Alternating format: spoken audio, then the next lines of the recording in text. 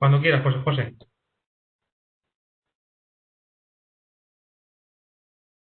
Mañana en el ciclo de conferencias que preparó la MEST para la protección de instalaciones estratégicas y infraestructuras críticas. Agradezco mucho que continúen atentos a nuestro programa. El día de hoy, en nombre de Joel Juárez, presidente de la MEST, iniciamos la jornada número 3 con los temas de blindaje arquitectónico y videovigilancia para la protección de instalaciones e infraestructuras. Es un gusto estar con ustedes nuevamente y voy a dar la palabra a Javier Borredà, de nuestro Media Partner, para que nos haga favor de presentar a los conferencistas. Recuerden que el éxito es donde la preparación y la oportunidad se juntan. Espero que aprovechen mucho esta jornada. Javier, gracias por estar con nosotros. Buenos días. Buenos días, José Luis. Buenos días a los más de 100 profesionales que ya están conectados con nosotros en el día de hoy.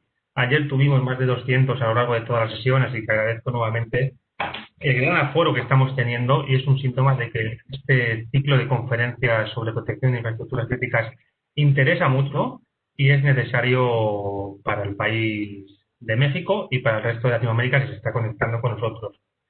Hoy arrancamos la cuarta sesión.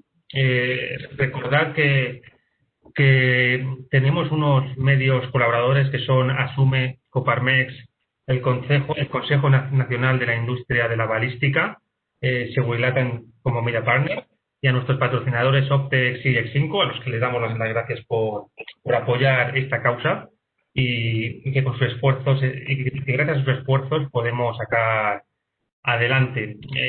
El primer día, el lunes, hablamos sobre el análisis y contextos de la situación de las infraestructuras críticas en México. El martes, José Luis, que está aquí presente, habló sobre el CEPTER y la protección perimetral. Ayer, Hans Klein, sobre los sensores y detección de infraestructuras críticas y amenazas, cómo se pueden detectar. Y hoy tenemos a René Fausto Rivera, que es presidente del Consejo Nacional de la Industria de la Balística, que nos hablará sobre el blindaje arquitectónico, y Fernando Hurtado, Country Manager de INB Perú, que nos hablará sobre la videovigilancia en infraestructuras críticas. Dos temas de vital importancia para el tema que traemos. Así que sin más y para no robar más tiempo voy a presentar a nuestro primer ponente, que es René Rivera, que como hemos hablado es presidente del Consejo Nacional de la Industria de la Balística, es egresado del Instituto Tecnológico Autónomo de México, de la licenciatura en Administración. Es fundador y director general de distribuciones e importaciones del Pedregal desde enero de 1992, especializado en blindaje arquitectónico y venta de materiales balísticos. Ha asistido a diversos cursos de capacitación, adiestramiento, a efecto de contar con la información de las investigaciones y desarrollo tecnológico y lanzamiento de nuevos productos de los fabricantes de materiales balísticos y antivandálicos. En el año 2000 participó en la elaboración de la norma oficial mexicana NOM 142 y SCCI 2000 de materiales resistentes a impactos balísticos y ha impartido diversos seminarios de blindaje arquitectónico. En julio de 2017, junto a otros empresarios, fundaron el Consejo Nacional de la Industria de la Balística, donde ha participado como presidente de la Comisión de Blindaje Arquitectónico, presidente de la Comisión de Ética y Justicia y actualmente como presidente de la Comisión Ejecutiva. Ha tomado cursos de seguridad privada y seguridad pública, así como el curso superior de Dirección de Seguridad de Empresas. Y, por supuesto, ha participado en diferentes ponencias, congresos y seminarios. Así que, René, cuando quieras, tienes 50 minutos para hablar a nuestra audiencia sobre blindaje arquitectónico en infraestructuras críticas. Te doy los privilegios de expositor y cuando quieras, René, puedes proyectar y comenzar. Suerte. Gracias. Buenos días a todos, que Dios los bendiga. Muchas gracias por permitir participar en este evento y muchas gracias a ustedes que se toman el tiempo para estar aquí con nosotros. Me gustaría hablar mucho en esta introducción acerca del blindaje arquitectónico y vamos a ver varios temas. Entre ellos, ¿qué es el blindaje? La historia del blindaje en México.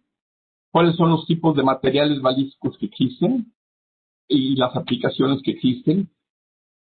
La importancia de las normas balísticas, los diversos niveles de protección que hay, Y bueno, va a haber ahí unos videos que creo que van a ser muy útiles para ustedes. Y al final son las dudas y los comentarios que ustedes, o bien sus preguntas, nos pudieran hacer. Siguiente, por favor. Empecemos. ¿Qué es el blindaje? ¿No? ¿Cuál sería la definición del blindaje? El blindaje sería el conjunto de materiales balísticos adecuados y correctos que se utilizan para evitar la penetración de proyectiles de armas de fuego o de otro tipo de proyectiles de distintas capacidades, los cuales, cuando son debidamente colocados e instalados, van a tener el mejor funcionamiento y van a dar el resultado deseado.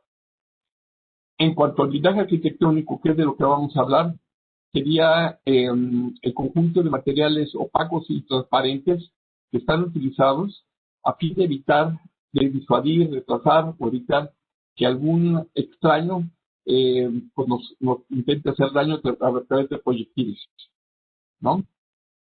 ¿Y cuáles son los tipos de materiales balísticos que hay? Pues están los materiales antivandálicos, que esos no son balísticos, pero son muy útiles para las labores de prevención de ciertos actos, como los motines, cuando hay disturbios en las calles, son verdaderamente útiles, ¿no? Hay materiales que son anti-intrusión y hay también materiales que son resistentes a balas, o hay algunos que son combinados, como el policarbonato, que es anti-intrusión y también resistente a balística, ¿no? Entonces, con estos elementos, ¿qué es lo que buscamos hacer? Es incrementar la seguridad en las barreras que ya tenemos previamente definidas o ya tenemos previamente construidas, ¿no? Y esto puede ser en una casa, una oficina, una joyería, una instalación estratégica, una instalación crítica, una infraestructura crítica, una estación de policía, etcétera. Siguiente, ¿no? Pues el blindaje pues, ha venido siendo usado desde hace muchísimo tiempo, digamos, desde varios siglos, ¿no? Vemos en España las armaduras, pues era una especie de blindaje, ¿no? Y se busca que estas protecciones tengan una alta eficacia y pues, ¿qué buscas en el blindaje? Protegerte del potencial daño del enemigo, ¿no? Entonces, no sé si ustedes sabían que los griegos habían construido estas helépolis, que son unas estructuras de alta altura y de mucho peso, pero con los cuales ellos se podían mover y podían tener control sobre ciertas zonas pues, siguiente, por favor. ¿Cuál es la historia de México? Desde el otro día veíamos que pues, hay que ver los griegos y hay que ver, para tomar las decisiones, hay que ver el entorno y qué es cómo he llegado hasta acá. No podríamos entender el blindaje arquitectónico sin el blindaje automotriz, en el caso de México, y me parece que también en el resto de América Latina. En la década de los 70, en México se da el primer secuestro a una persona de mucho dinero, y en el sexenio del presidente Echeverría hubo 10 secuestros de muy alto impacto, todos dirigidos a gente que tuvieran alta capacidad económica. ¿Y cómo fueron estos secuestros? La mayoría de las veces fueron en los traslados en sus vehículos. El primer secuestro fue del director de Aeropuertos y Servicios Auxiliares, Julio Gil Almada. No podemos olvidar del cónsul de Estados Unidos en Guadalajara, de la dueña del Hotel Las Brisas, el candidato del PRI al gobierno del estado de Guerrero, entre varios, ¿no? Esto fue en el 70 al 76. Fueron 10 secuestros de muy alto impacto y de mucho dinero. En la época del presidente López Portillo, solo se registraron, se tienen documentados 2 secuestros que no tuvieron que ver con motivos económicos y que fueron cuestiones casuales, el caso del niño y el caso de Brianda Romeca, que no fueron propiamente por cuestión de motivo económico. En el sexenio del presidente Miguel de la Madrid hubo 6 secuestros de empresarios y de muy alto impacto. Entonces, la gente pues empieza a tener vehículos blindados, y en aquella época no se hacían en México. ¿Y qué es lo que encontramos en aquella época? Pues se usaban vehículos, por ejemplo, los traslados de valores que usaban acero que no era balístico, y en los vehículos usaban fibras de vidrio, usaban policarbonatos, porque ese era el riesgo que había. Eran armas cortas o ametralladoras, pero que la velocidad de los proyectiles no era tan alta como para producir un daño específico. En la década de los 90 vino una transformación en México, y en el sexenio del presidente Salinas también hay 10 secuestros documentados. Pero aunado a esto, hay otras cuestiones de tipo político, económico, social. En 1993, los servicios de inteligencia de México detectaron que iba a haber algún daño a un personaje muy importante, muy relevante. Estoy hablando de 1993. No sabían a quién iba a ser, y en este caso se empezaron a proteger a aquellos personajes que fueran relevantes.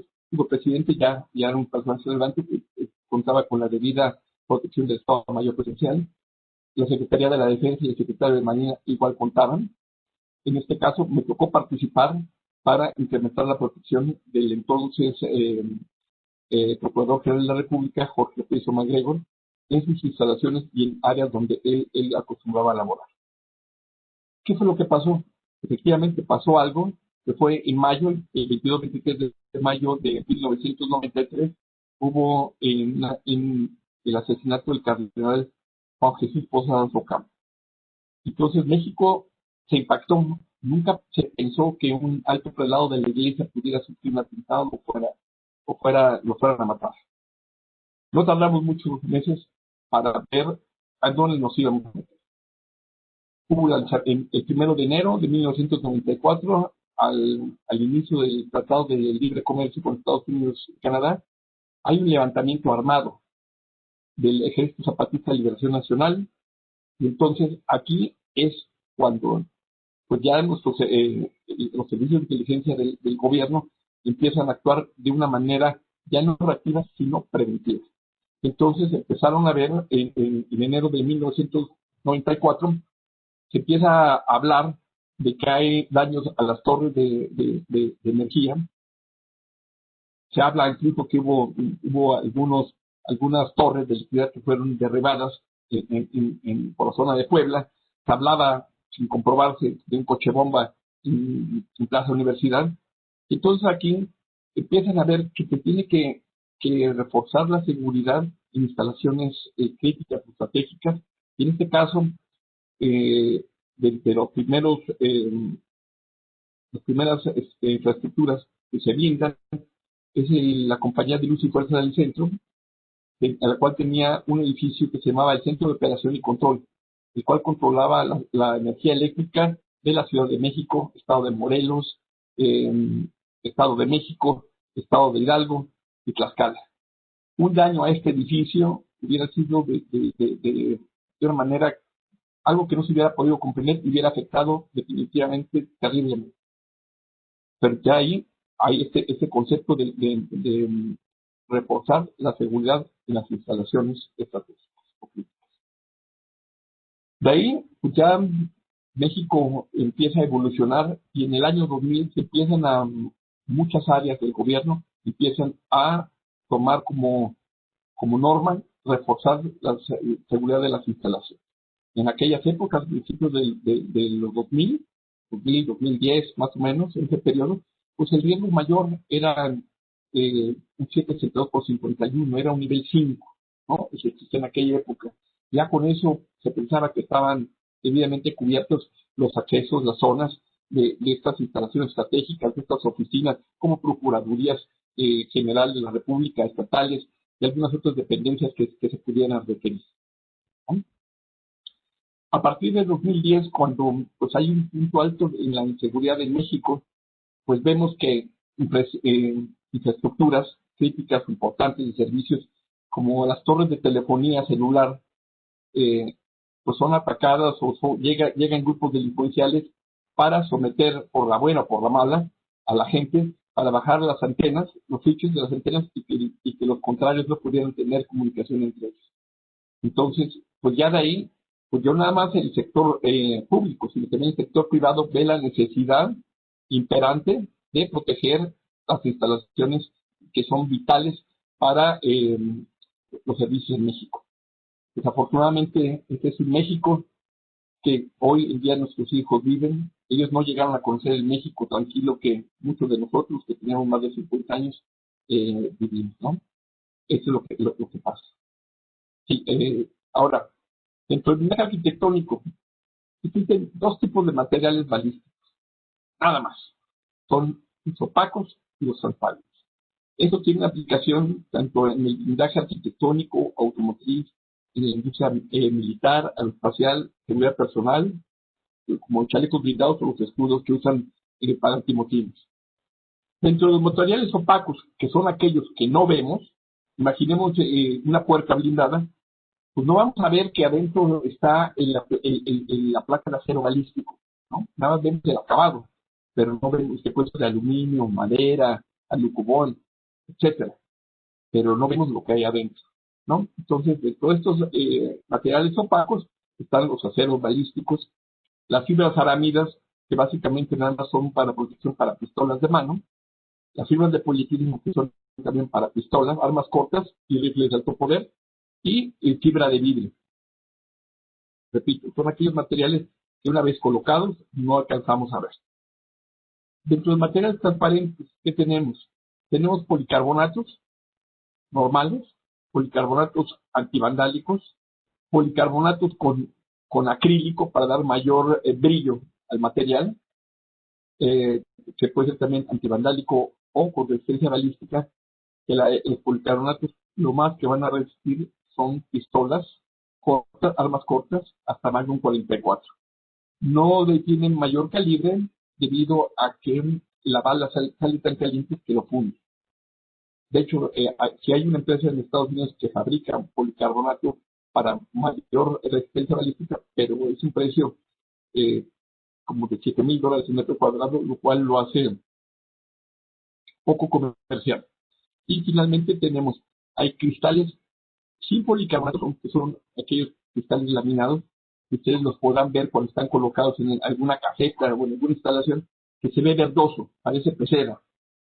Y están los cristales blindados con policarbonato en la última capa, lo cual hará que podamos repeler la agresión de adentro hacia afuera. Y vamos a tener menor peso y menor grosor y mayor resistencia balística. Siguiente, por favor. Aquí vemos las aplicaciones de los materiales transparentes, ¿no? Podemos ver que en un banco, en una recepción de una oficina, de una dependencia de gobierno, vamos a tener los accesos a joyerías, en módulos de vigilancia. Recuerdo que en el Instituto Nacional de Combate a las Drogas en 1993, en los accesos se pusieron este tipo de materiales, al igual que en la Fiscalía de Delitos Electorales. ¿Por qué? ¿Qué hubiera pasado si hubiera habido algún evento ante la persona que tenía que validar la elección del 94? Hubiera sido un desconcierto total, ¿no? La aplicación de los materiales transparentes también lo podemos ver en los vehículos blindados de las fuerzas públicas, pero pues ahorita nuestro tema básicamente es el blindaje eléctrico. Siguiente, por favor. Los materiales opacos, como bien les comenté a ustedes, son aquellos que no se ven. Son aquellos que están recubiertos por algo. Por ejemplo, ahí tenemos algunas puertas que están forradas de madera y tienen toda el alma, la estructura con acero balístico, o puede tener una combinación debido a la arquitectura con cristal o con policarbonato, todo dependiendo del nivel de riesgo que se hace. Ahí vemos también una caseta, ¿no? La parte opaca, obviamente, la que está debajo de los vidrios o arriba de los vidrios, ¿no? O las bóvedas, es algo opaco que no vemos, pero que nos ofrece la resistencia balística y nos protege contra la intrusión o el daño de algún agente externo, ¿no? Y repito también, esta aplicación de los materiales opacos lo vemos en los vehículos de las fuerzas públicas, en los vehículos de seguridad personal, en los de traslado de valores y en los vehículos de las agentes de alto perfil. Siguiente, por favor. ¿Por qué blindar las infraestructuras? Concatenando con las diversas pláticas que se han venido a lo largo de esta semana, la del maestro Benítez, él hablaba del análisis de riesgo. ¿Cómo vas a saber qué tienes que blindar, contra qué te tienes que blindar si no tienes un antecedente previo? Esto va a ser sumamente importante para que puedas tú tener la mejor selección para lo que tú requieres. No es lo mismo una zona urbana a una zona como la de Tamaulipas, Veracruz, Michoacán, hoy en día. Son cosas completamente diferentes. En la Ciudad de México, nuestro riesgo, a reserva de casos muy esporádicos, son contra armas cortas, prácticamente, o contra un cuerno de chivo. Entonces, tienes que tener un análisis de riesgo para saber en qué tiempo te puede llegar la ayuda, contra qué te quieres proteger, cómo está tu entorno, ¿no? Y saber cuáles son pues lo que hay en esa zona, ¿no? ¿Cuál es la mayor cantidad de armas que se puedan, que se sepa que ha habido hechos delictivos en esa zona? Siguiente. Mire, por ejemplo, aquí tenemos un blindaje que se realizó en Palacio Nacional, la empresa a la que represento tuvo la oportunidad de participar y lo fue adjudicado. ¿Qué pasa aquí? ¿Cuál es el entorno? ¿Qué es lo que lleva a esto? Porque recuerden que después de la desaparición de los 43 estudiantes de Ayotzinapa en septiembre de 2014, hubo varias marchas contra el gobierno federal para pedir la aparición con vida de los estudiantes desaparecidos. Y en noviembre de ese año de 2014 fueron a Palacio Nacional. Quienes conocemos Palacio Nacional por la plancha del Zócalo, vemos que tiene 3 accesos, que son la Puerta de Honor, que es la puerta que utiliza el presidente de la República, la Puerta Central, que es debajo del balcón donde se da el grito de independencia, y la Puerta Mariana, que es la que de frente está del lado izquierdo pegado a Catedral. Esa Puerta Mariana llegó un grupo de gente enojada, molesta, digamos, yo diría que gente profesional y desestabilizar, y quemaron la puerta. No quiero pensar qué hubiera pasado si no nada más quemaran la puerta, sino ingresaron a Palacio Nacional y hubieran hecho quema de otras zonas, hubieran hecho daños. ¿Qué hubiera pasado? Es algo que hubiera afectado la vida de México. En el caso concreto de Palacio Nacional, es la oficina donde está el presidente de la República, y en otra ala están las oficinas de la Secretaría de Hacienda y Crédito Público, y siendo la Secretaría de Hacienda y Crédito Público quien lleva todos los gastos de mantenimiento de dicha instalación. Entonces, se nos pide que veamos qué se tiene que hacer para evitar que se vuelva a repetir un hecho de estas características que puso en riesgo incluso la integridad de los quienes trabajan ahí y del presidente de la República. Siguiente. Se nos invita a Palacio Nacional, pero hay varias consideraciones. Por ejemplo, histórico, no podías perforar en el piso y no podías taladrar en las paredes.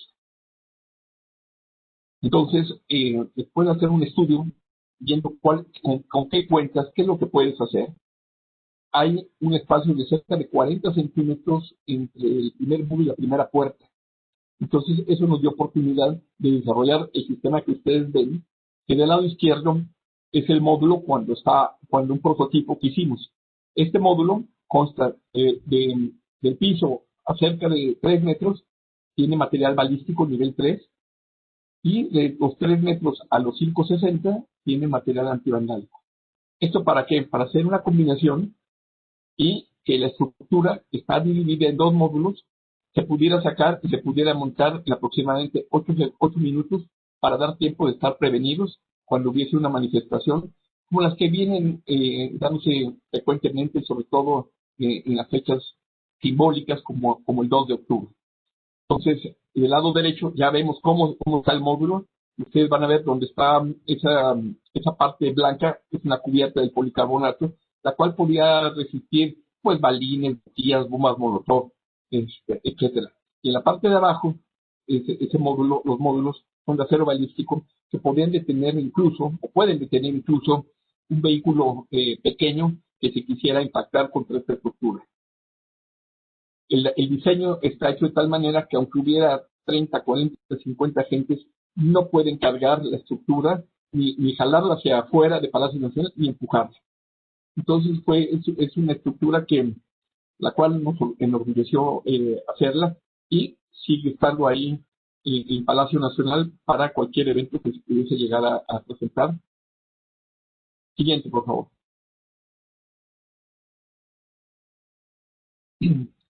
Quisiera, como yo les comenté, dentro del blindaje arquitectónico, pues está muy fácil. Hay protección contra armas cortas o contra protección de armas largas. Las armas cortas pues van a ser básicamente las pistolas, ¿no? Siguiente, por favor. En esta imagen ustedes ven para armas cortas pues, los diferentes tipos de municiones y cómo queda el plomo una vez que ha sido impactada la bala, ¿no?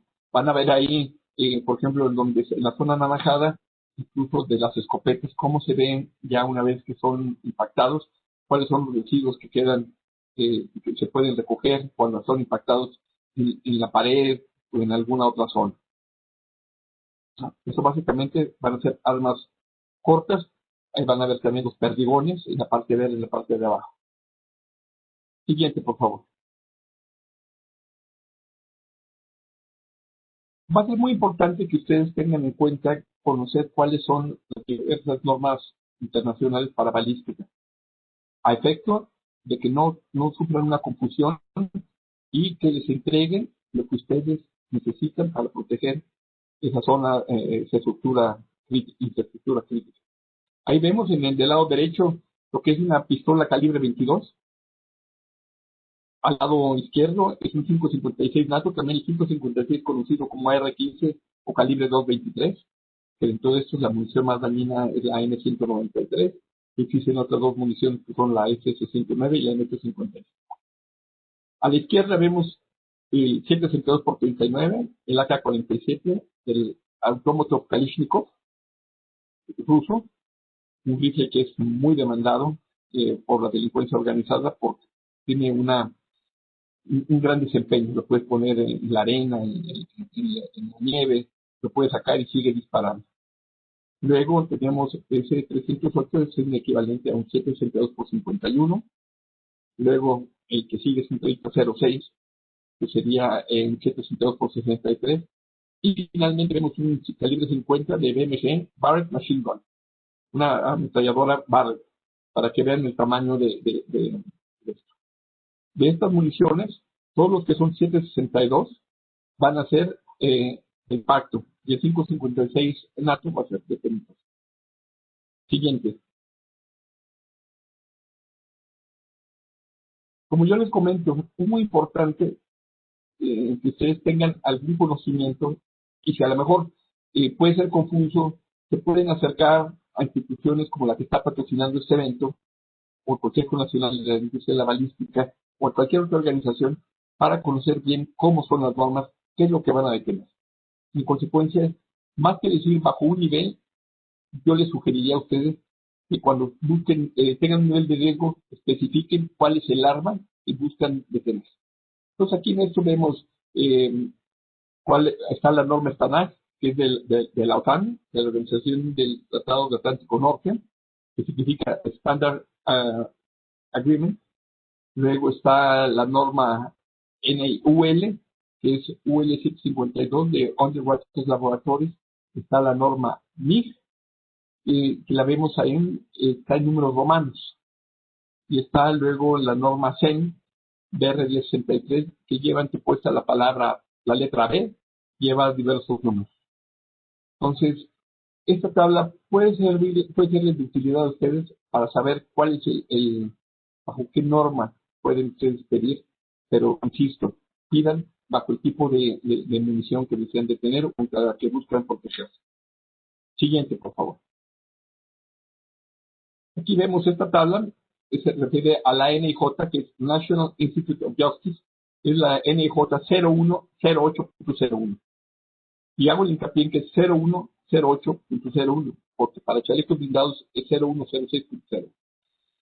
Aquí vemos el nivel 1, que es para pistolas, el nivel 2A, pistolas, el nivel 2, pistolas, el nivel 3A, pistolas, el nivel 3 solo, es para rifles de alto poder, para un 762 por 51, y el nivel 4 para un 3006 perforante. Si ustedes se fijan, en la mayoría, a excepción del nivel 4, la norma indicaría que en la prueba sobre la muestra que se haga la prueba, se impacten, tiene que ser 5 impactos, a excepción del nivel NJ4, que señala que tiene que ser solo un impacto de una munición perforante. Siguiente, por favor. En México, como mencionó Javier al principio, un servidor, al igual que otras empresas, tuvimos la oportunidad de participar en la elaboración de la norma oficial mexicana, 142 SCFI, que significa Secretaría de Comercio y Fomento Industrial, que fue elaborada en el año 2000. Una norma que la verdad estaba muy bien hecha, está muy bien hecha, incluso me debería pensar que está adelantada a esas épocas y que puede ser aplicable el día de hoy. La norma oficial mexicana tiene puras letras. Ahí vemos que está de la A, la B, B+, C+. Ya van a ver ustedes, por ejemplo, el asterisco, ¿no? El asterisco que significaría que es el calibre crítico. Entonces, la norma oficial mexicana va de la letra A a la letra E. Y solo 2 niveles manejan la palabra plus. B+ y C+, que son básicamente para pistolas, Magnum 44 o un 72%. Siguiente, por favor. Curiosamente, la norma oficial mexicana es muy importante, está publicada, pero no es exigible, lo cual se nos hace muy raro en la industria del blindaje que tengamos que acudir a normas como la STANAG, que es para vehículos militares, pero que muchas veces en una instalación crítica quieren que aplique eso cuando no debe ser así, ¿no?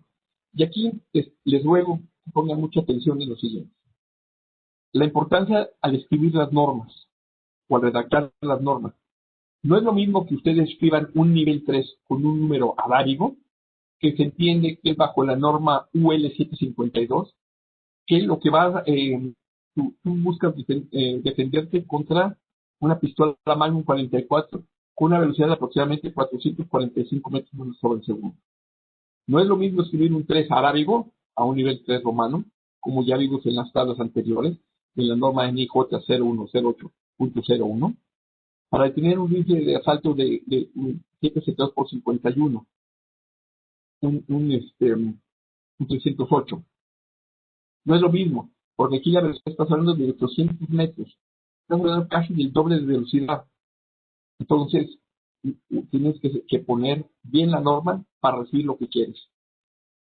Tampoco es lo mismo un nivel 4 arábigo, bajo la norma UL 752, que significaría para tener un cuerno de chivo, un 762 por 39 de Full Metal Jacket o Miles Core de 123 granos, con una velocidad promedio de 720 granos, de 720 metros sobre el segundo, perdón, es la velocidad.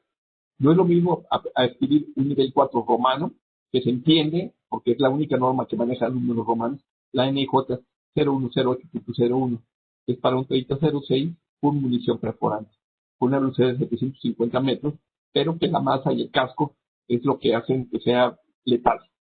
Y no es lo mismo tampoco escribir un nivel B4 o BR4 bajo la norma CEN 1063, porque es para tener una pistola Magnum 44, repito, con una velocidad de Magnum, velocidad de 445 metros por segundo.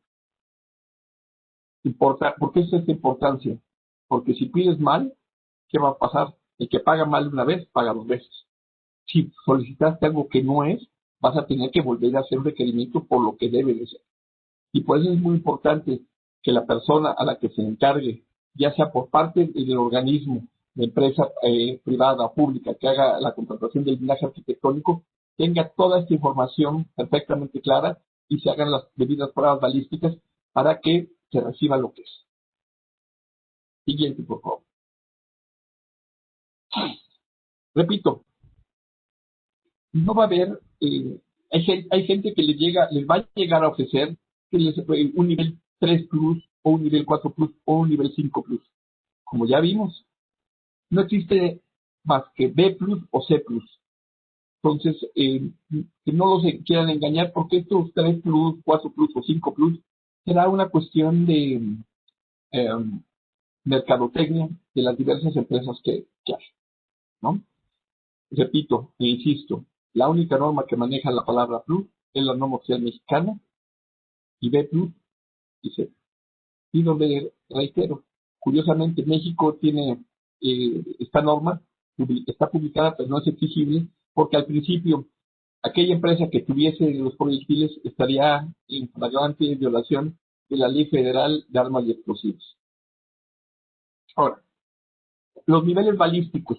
Me permito someter bajo una manera que sea fácilmente entendible, que es la norma UL 752.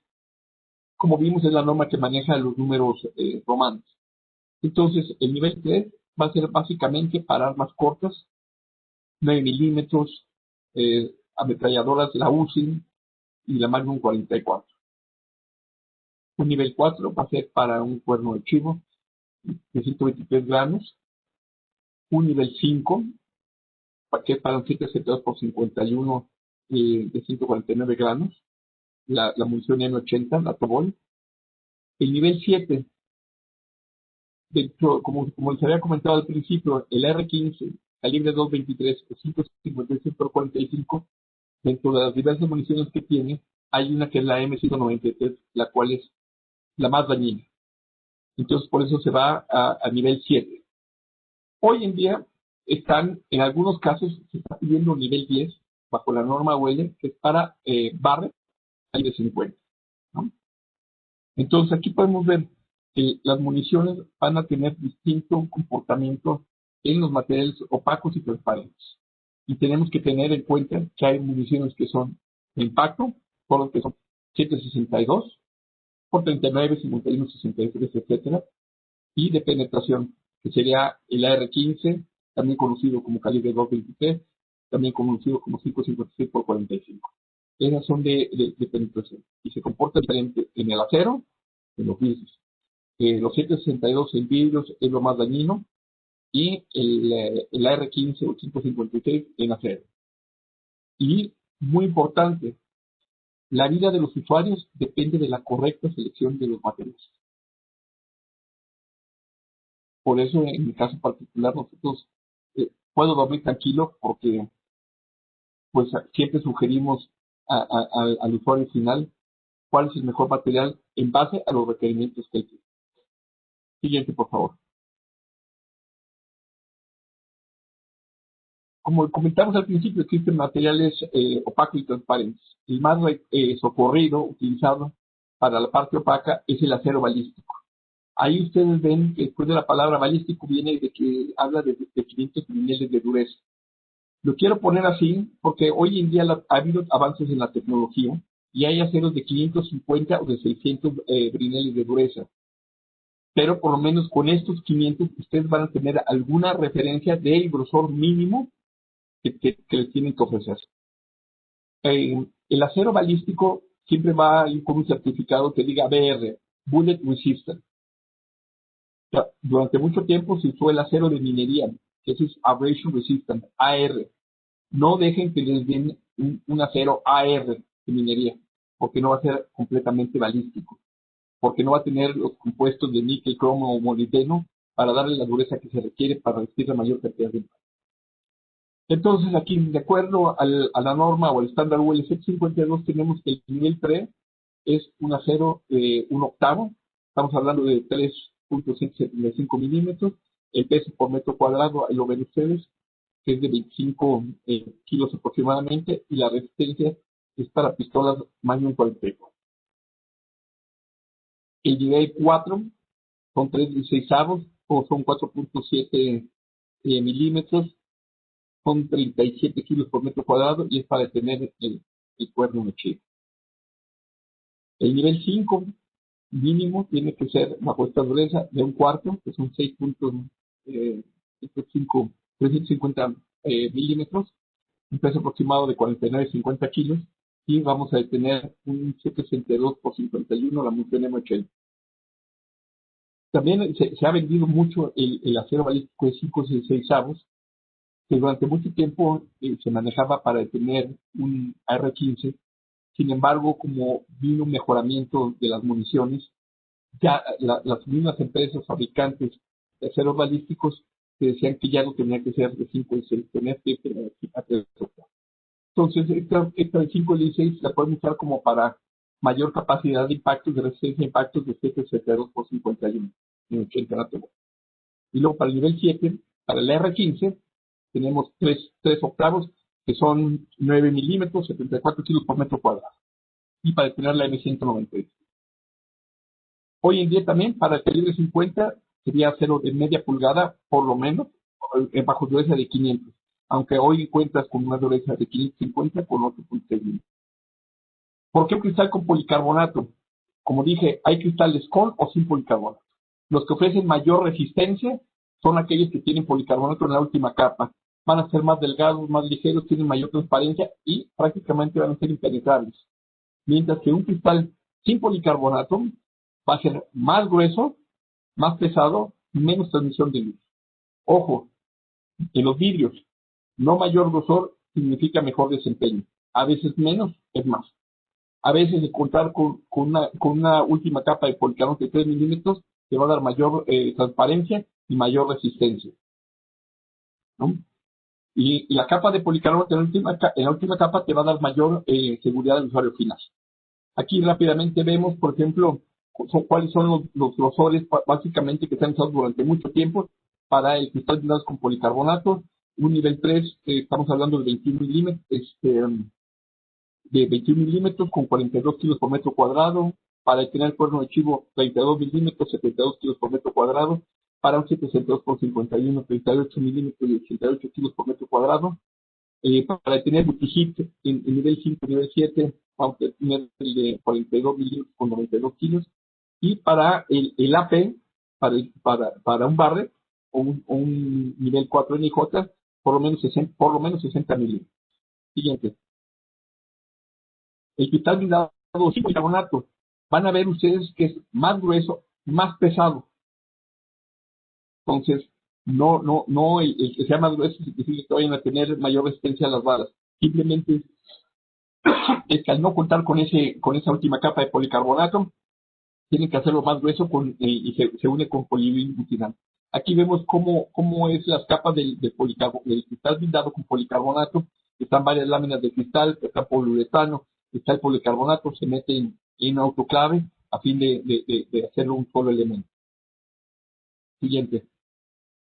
Aquí vamos a ver una serie de pruebas. Por ejemplo, la cerámica va a ser muy buena para ciertos calibres, pero ya por ejemplo un 772 por 51 lo va a pasar sin problema alguno.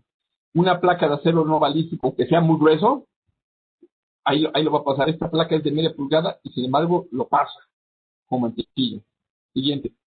La placa de acero balístico, ahí están bajo la norma NIJ, son los 5 impactos que mencionaba, cómo se ve al frente y cómo se ve por detrás. No hay penetración, ¿no? Y sin embargo vemos esa placa de media pulgada no resistió en absoluto. Va a pesar igual, va a ser el mismo grosor, mismo peso, pero la composición química es lo que lo hace completamente diferente. Lo que sigue. Aquí vemos cómo se ve impactado en material opaco, cerca de 25 impactos de 762 por 51 y no hay penetración. Y abajo vemos el policarbonato. A diferencia del cristal, la bala queda impactada, pero no pierde visibilidad. Pero esto es nada más básicamente para un nivel 3. Aquí también vemos un acrílico, como la bala queda incrustada, pero no pierde tanta visibilidad, igual la misma lámina de abajo, ¿no? Te quedan 5 minutos. Perfecto. ¿Vale? Para que lo tengas. Perfecto. Un anterior índice. Aquí vemos, estos son materiales, cristales blindados, cómo se comportan. Si ustedes van a ver un cristal blindado, en la parte de atrás, que es la del lado derecho, no hay desprendimiento de esquirlas. Todas las balas quedan impactadas y contenidas dentro del cristal. Y la última foto es cristal blindado con policarbonato, no hay penetración. Así queda. Si ustedes se fijan, la visibilidad es menos a cuando estás viendo un policarbonato. Aunque cada uno tiene su aplicación. Aquí quiero presentar este video. Del lado derecho, donde está la persona, es un policarbonato de 12 milímetros. Y del lado izquierdo es un policarbonato de 32 milímetros. Adelante, por favor. No, el anterior, por favor.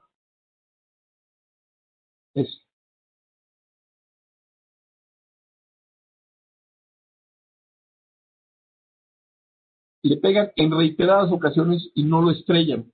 Entonces, ese tiene aplicación para tiendas de conveniencia, joyerías, casetas de vigilancia, zonas, a lo mejor accesos a algunas oficinas gubernamentales, para evitar que, o congresos locales, para evitar que luego lleguen, te avienten pedradas, bombas molotov y te estrellen los vidrios y te los lancen.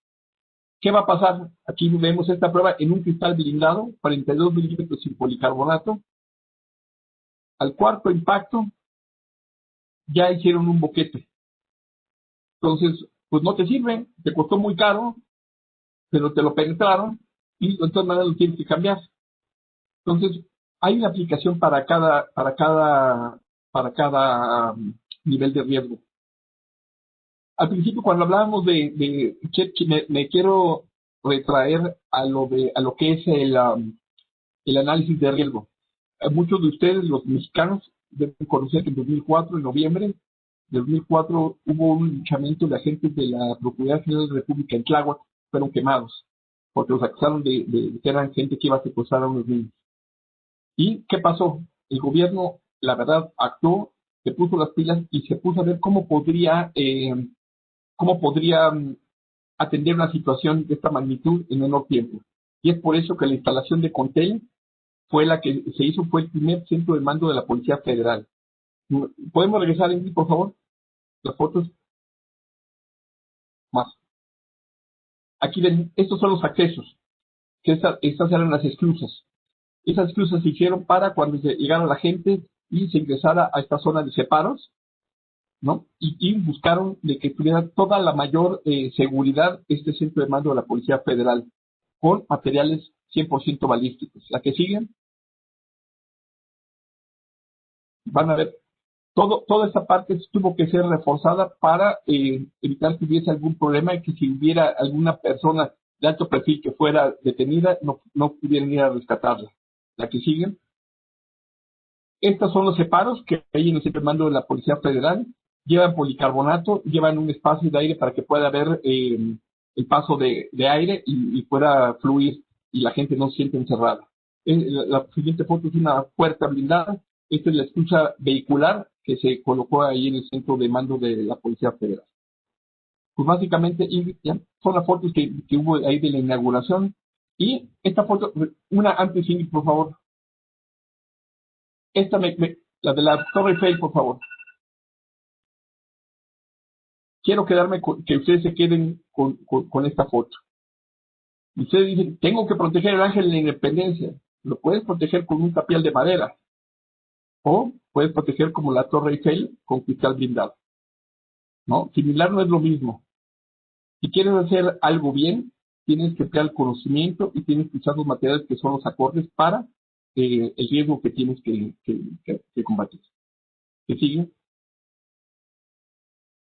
Pues no me queda sino agradecerles a nombre del Consejo Nacional de la Industria de la Balística, a la cual me honro representar, y estamos a sus órdenes para cualquier comentario, duda que exista acerca de las normas, pruebas.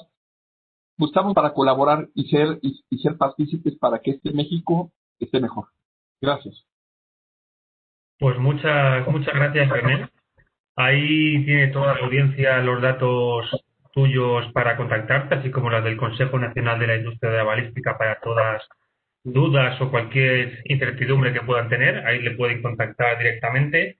René, ¿ha llegado alguna pregunta a nuestro chat que te voy a pasar para que la respondas en estos minutitos? Nos preguntan, por ejemplo, en relación al ataque que sufrió el secretario de Seguridad de la Ciudad de México, Omar García, en el que le atacaron con armamento militar, o sea, con Barrett incluido, que si ves necesario, bajo tu criterio profesional de experto, blindarse contra calibre 50. Va a haber definitivamente ciertas áreas, sobre todo los exteriores, las que sí sea necesario protegerse contra calibre 50. La verdad, no tendría sentido que dijeran que una zona de adentro de una dependencia, de una infraestructura crítica sea contra bala calibre 50, en virtud de que el bala calibre 50 no es un arma que tú puedas cargar, entrar como Rambo. Tiene que ir sobre un tripié para ser efectivo, ¿no? Entonces, no es algo que pueda ser manejable. Entonces, en la parte exterior, en tu primer perímetro, sí considero que pueda ser útil. En las puertas de acceso, en el reforzamiento de algunas paredes, sí, dependiendo del nivel de riesgo y el perfil del usuario o de la importancia de la instalación estratégica o crítica. Nos preguntan también, que has hablado mucho de calibres, de balas, pero ¿qué pasa con el tema de granadas, minas, explosivos, cócteles Molotov? ¿Qué protección hay contra eso? Claro que estos materiales balísticos ofrecen protección contra esto. La velocidad que llegan a desarrollar las esquilas de una granada es el equivalente a un nivel 2, nivel 3. No tendríamos tanto problema. Si tenemos un nivel 5 en el exterior, sin problema queda contenido, ¿no? Minas, pues las minas se ponen en el suelo. No veo que hubiera una protección a menos que lo hubieran puesto en algún campo, ¿no? Pero si vamos a proteger una instalación que está fija, pues no le veo ahí caso, no va a ser necesario, ¿no? ¿Qué pasa? René, ¿has vuelto? Aquí estoy, aquí sigo. ¿Te hemos perdido? Yo aquí estoy. Pues si puedes contestar de nuevo, porque te hemos perdido. A ver, ¿me escuchan ahí? Sí. Yo creo. Ok. Repetía yo, si lo que es granadas, bombas Molotov, no tenemos ningún problema porque la velocidad que llegan a desarrollar las esquirlas es el equivalente a un nivel 2, nivel 3. Entonces, si tenemos un nivel 5 superior, no tenemos ningún problema en que los cristales o el material opaco lo absorba.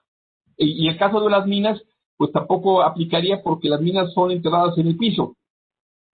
No tendríamos ningún problema para poder defendernos de un ataque de ese tipo.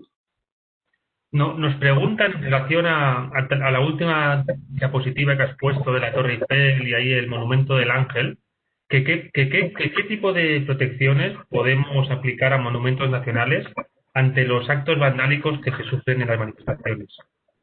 Por ejemplo, muy fácil y rápidamente te contesto. Si queremos que sea una transparencia como la de la Torre Eiffel, podemos poner un policarbonato antivandálico de 12 milímetros a todo alrededor con la adecuada estructura que sea sólida y esté bien sujeta. Eso nos puede ser de utilidad. Sin lugar a dudas. Porque si estás blindada, tú le das un martillazo, ya lo estrellaste y tu inversión se fue al caño. Y ya las dos últimas que nos llegan, que vienen de la misma persona, ¿qué sectores estratégicos son los que más demandan blindajes arquitectónicos? Híjole, pues los que son, yo me imagino que son la minería, los generación de energía, los de telefonía celular, básicamente, y también instalaciones de procuración de justicia. Y ya para acabar, ¿en qué tipo de instalaciones son más usadas estas tecnologías y en específico qué aplicaciones son las que más se estilan? Y básicamente van a ser las puertas, porque aquí en México, a diferencia de otras partes, tenemos los muros que son bastante gruesos. Entonces, básicamente serían las zonas de acceso o las casetas de vigilancia, ¿no? Y pues, básicamente, hoy en día, pues ya casi todo el mundo requiere. Incluso vemos en los particulares, mientras a una calle, ya hay casetas que incluso están pidiendo que se blinden para proteger a los guardias, ¿no? Entonces, pues bueno, mi último punto es decir, en un blindaje arquitectónico, el precio se olvida y la calidad perdura. Pues René, ya no hay más preguntas. Te agradezco mucho que te hayas tenido al tiempo. Agradezco también a Ingrid que ha estado ahí eh, apoyándote a pasar las diapositivas, que lo ha hecho genial. Y nada, muchas gracias. El público que tenemos hoy, que son más de 200 personas, está muy satisfecho. Te han enviado muchos mensajes de felicitaciones. Así que muchas gracias, René, por apoyarnos y al Consejo Nacional de la Industria de la Balística por haber apoyado este seminario. René, gracias. Gracias a ustedes y creemos que México pues va a ser como el hermano del cual pueden tener los ejemplos los países de Centroamérica, que muchos de ellos van a ir hacia lo que vivimos hoy en día. Gracias. Muchas gracias a ti, René. Pues como vamos en horario, vamos a seguir con nuestro siguiente conferencista, que es Fernando Hurtado, que es el Country Manager de INB en Perú, que nos va a hablar sobre videovigilancia en infraestructuras críticas. Fernando es egresado de Escuela Superior de Ingeniería Mecánica y Eléctrica por la IPN, con la especialidad de Comunicaciones y Electrónica. Tiene más de 32 años de experiencia en seguridad electrónica y tiene las titulaciones del DSE y el DSI. Ha trabajado como responsable del diseño del proyecto de seguridad electrónica en Telefónica y Ingeniería de Seguridad, como director nacional de operaciones para microformas, en multisistemas de seguridad industrial como gerente operativo en la filial Valle y posteriormente como gerente corporativo de seguridad patrimonial. Ha sido asesor de Banamex, gerente de operaciones en industria Prodata y actualmente es el Country Manager de INV Systems Perú. Así que, Fernando, cuando quieras, ya tienes los privilegios de presentador y puedes comenzar con tu ponencia sobre videovigilancia en infraestructura crítica. Muchas gracias, Javier. Muchas gracias.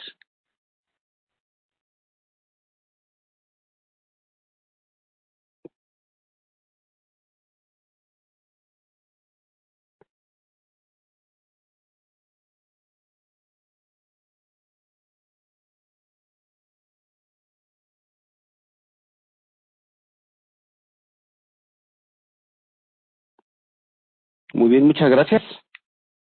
La verdad es que es un gran honor estar con ustedes y participar en este gran foro. El tema que me toca desarrollar es la parte de el tamaño vigilancia. máximo, porfa, maximiza. Es correcto. Ya, todo tuyo, perdona. Ya está. No te preocupes. Muy bien. El tema que me toca desarrollar es el sistema de videovigilancia en infraestructuras críticas. De acuerdo. No vamos a ahondar mucho. Ya sabemos y hemos escuchado mucho lo que es una infraestructura crítica y que de alguna manera no vamos a tener, no debemos de tener ningún error ni ningún fallo en las instalaciones críticas, porque eso de alguna manera no tiene reparación y tiene un gran impacto. Los temas que voy a desarrollar son estos. Primero vamos a hablar de normativa, que ya existe, es una normativa primero internacional y tenemos algo nacional. La importancia de contar con un anexo técnico de necesidades, la importancia de la infraestructura en un sistema de videovigilancia en las infraestructuras críticas, y la evolución que hemos tenido en los sistemas de videovigilancia y lo que han tenido de alguna manera las cámaras de videovigilancia, que son los ojos. El siguiente tema es cómo seleccionar a un proveedor. El que sigue es la importancia de los programas de mantenimiento y el último es la importancia de la capacitación. Muy bien, pues tenemos una normativa internacional muy interesante. La base y la estructura es el Código Nacional, el Código Eléctrico Nacional, que es el NEC. Después tenemos algo mucho más interesante, que es el ANSI, que es el Instituto Nacional Americano de Estándares, que refuerza el anterior. Tenemos la Asociación Nacional de Fabricantes Eléctricos, que es la ANEMA. Tenemos el IEEE, que es el Instituto de Ingenieros Eléctricos y Electrónicos. En México tenemos un documento muy interesante que se ha enriquecido mucho, que es el Reglamento de Construcción para el Distrito Federal y que tiene aplicación para toda la República Mexicana. Luego después, en la seguridad, hemos tenido el enriquecimiento de toda la parte de IT, y la parte de IT viene a enriquecer los sistemas de seguridad y de videovigilancia. Y entonces tenemos una norma que es el ITU, que es una organización de las Naciones Unidas que concierne a las tecnologías de la información. Tenemos, por supuesto, el ISO, que es el estándar internacional de las organizaciones. Tenemos el TIA, que es la Asociación de la Industria de Telecomunicaciones, y tenemos algo no menos importante, que es un protocolo internacional en donde todos los equipos de videovigilancia, las cámaras, los grabadores, sería una especie de protocolo universal internacional para que los equipos sean compatibles. Esto aplica en todo el globo terráqueo, en todo el mundo. Muy bien. De acuerdo, pues la importancia de tener un anexo técnico es ¿qué es lo que necesito? Para saber qué necesito, debo de entender mi instalación, entenderla y conocerla. De acuerdo. Pues yo creo que nadie conoce mejor las instalaciones que el mismo cliente. Sin embargo, a veces es difícil que el mismo cliente pueda saber de tecnología. Hoy por hoy hay muchos que sí lo saben, ¿no? Entonces, si el cliente, perdón.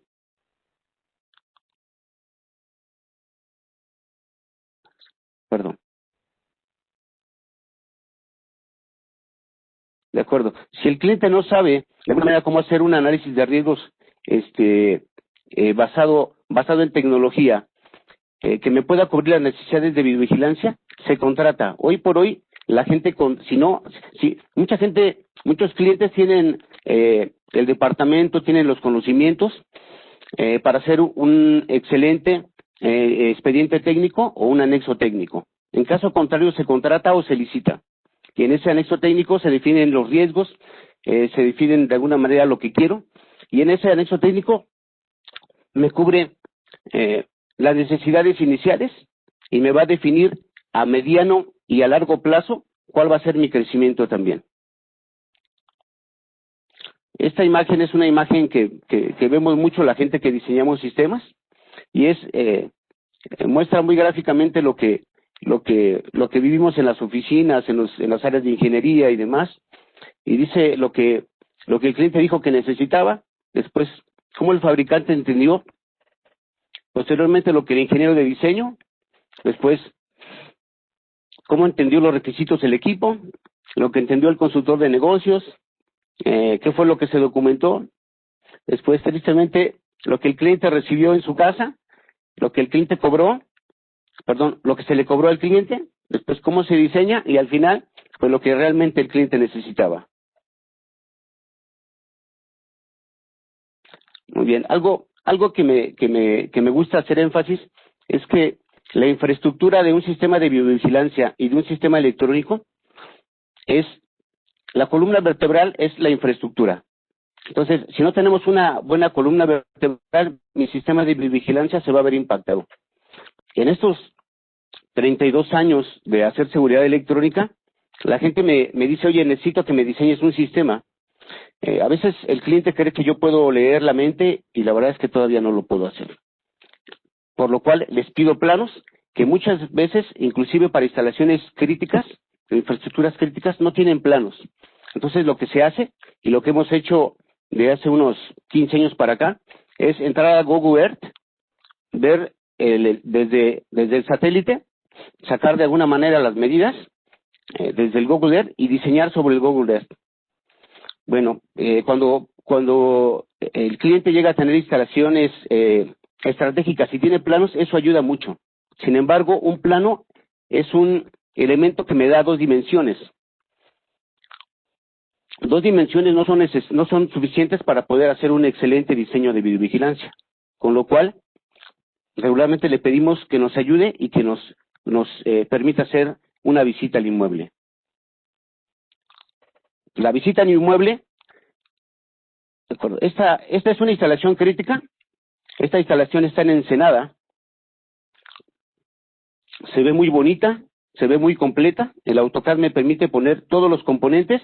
Sin embargo, cuando voy a la obra, me encuentro que pues algo muy completamente diferente. Tengo acceso al mar, tengo barrancas, tengo alturas hasta de 15 metros en donde pues tengo que cubrir con elementos. Tengo inclusive llegamos a encontrar una zona arqueológica en esta infraestructura crítica, lo cual complicó bastante el desarrollo de la instalación. Entonces es importante que podamos hacer una visita y que podamos cambiar el concepto de 2D a 3D.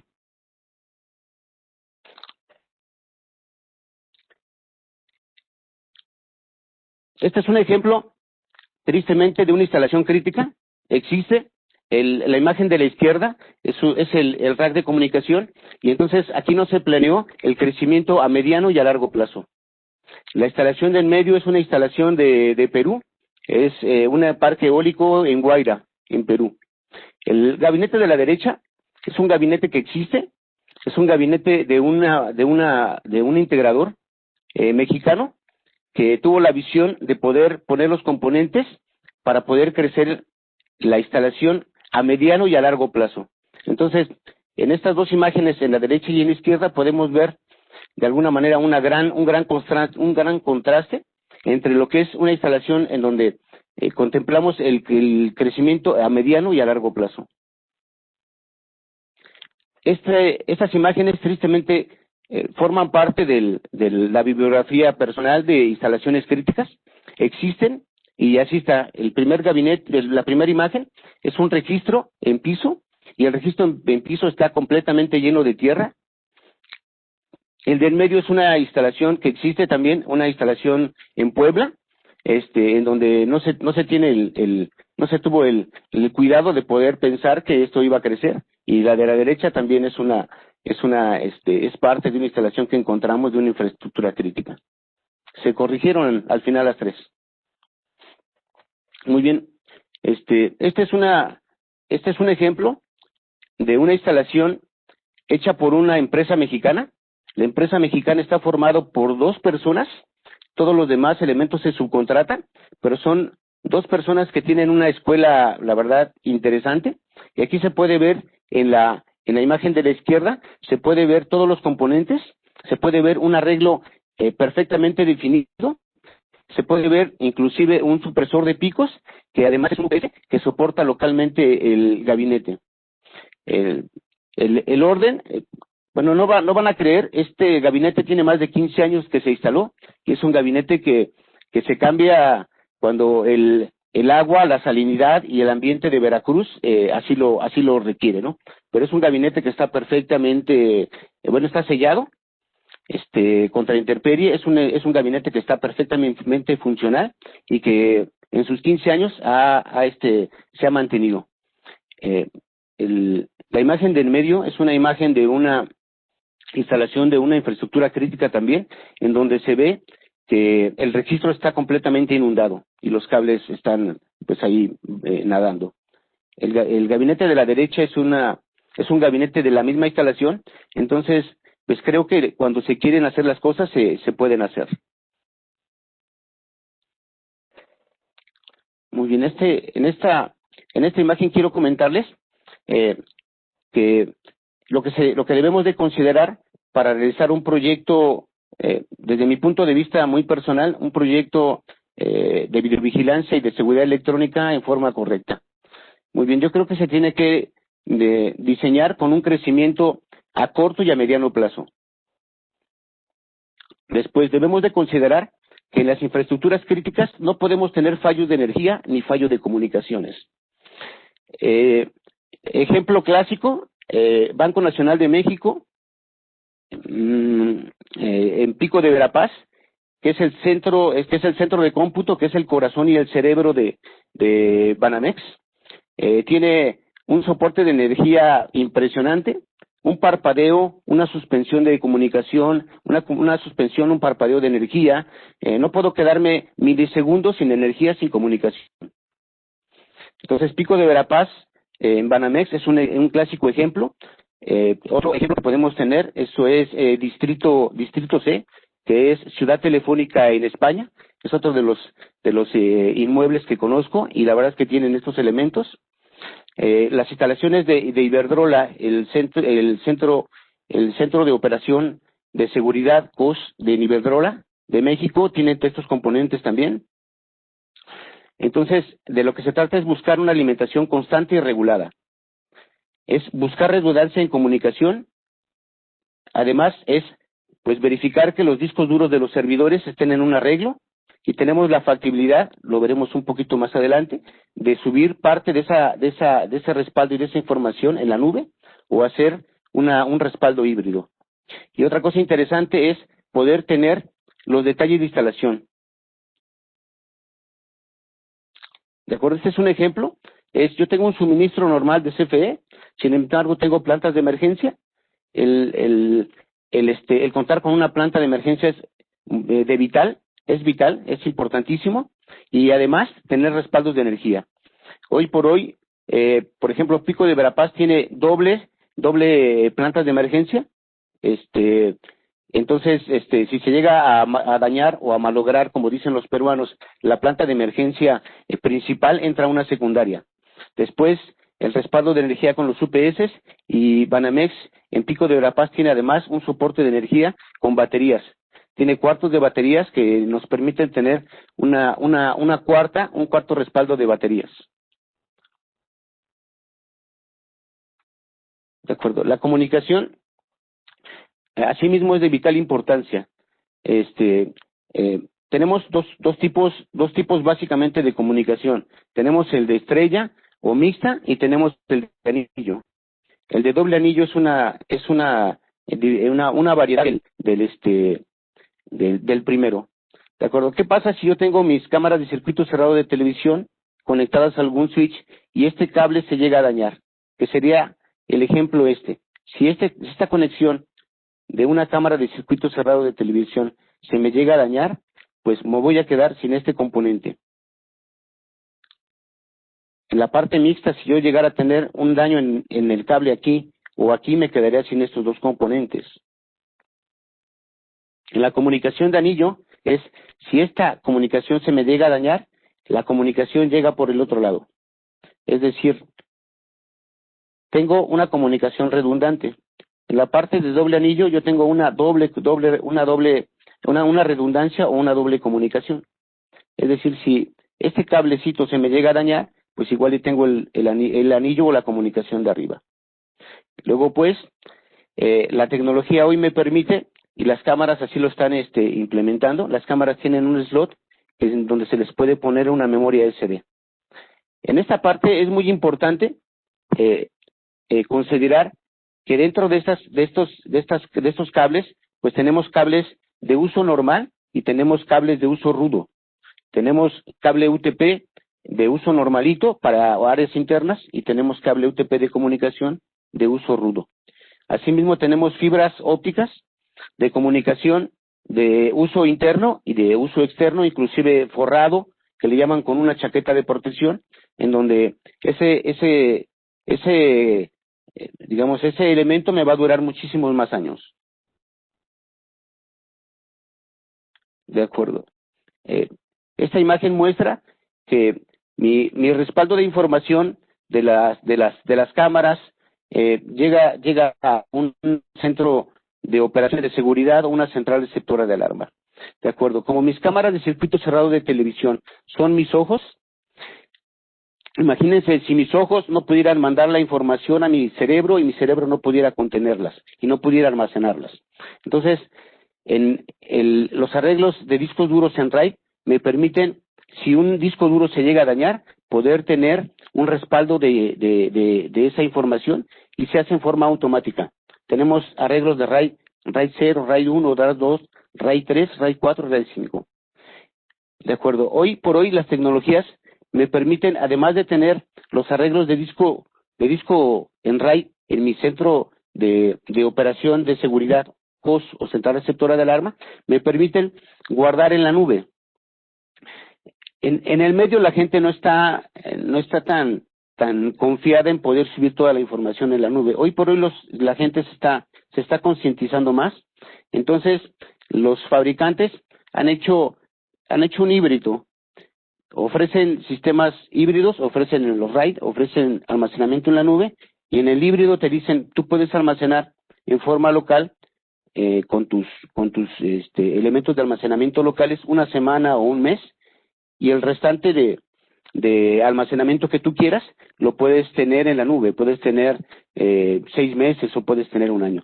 Aquí es importante verificar que cada una de las instalaciones estratégicas tiene diferentes normatividades.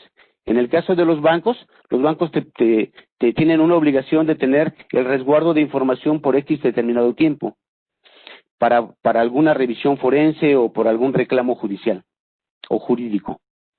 En el caso por ejemplo, de Iberdrola, de Peñoles, de Acciona, eso depende más de los lineamientos o reglamentos o normativa que tenga el corporativo o el responsable o director de seguridad local.